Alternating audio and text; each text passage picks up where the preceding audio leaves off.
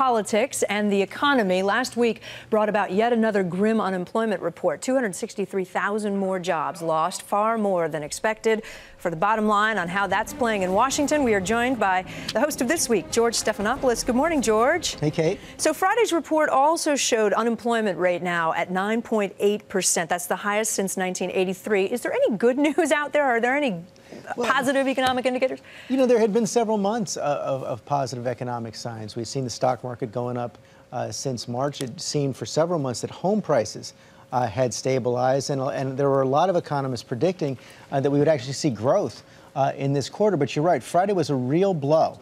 The report was much worse than people expected. We've now had 21 straight months of job loss. 15 million Americans out of work, and a third of those have been out of work for more than 6 months. So this is the issue that really hits home for most Americans and is most painful for most Americans right now. And it's creating a new debate over whether the government should be doing more or get out of the way. It's reignited these debates about the stimulus as well.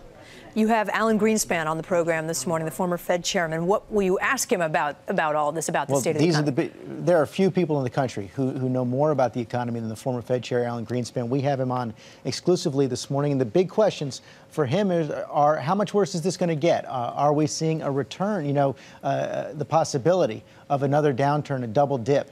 In this recession? What should the government be doing? We're going to also get into that debate with two key members of the Senate Finance Committee, Chuck Schumer and John Cornyn. As you know, the Senate Finance Committee came right up to the edge of passing out their health care reform bill this week, and there's a big debate over whether that's going to help or hurt our economic situation right now, so we'll get into that as well. Right. The president arguing this weekend that health care reform would actually create jobs and help the economy. Do you think that'll go over well in Congress? Will that push them to do this?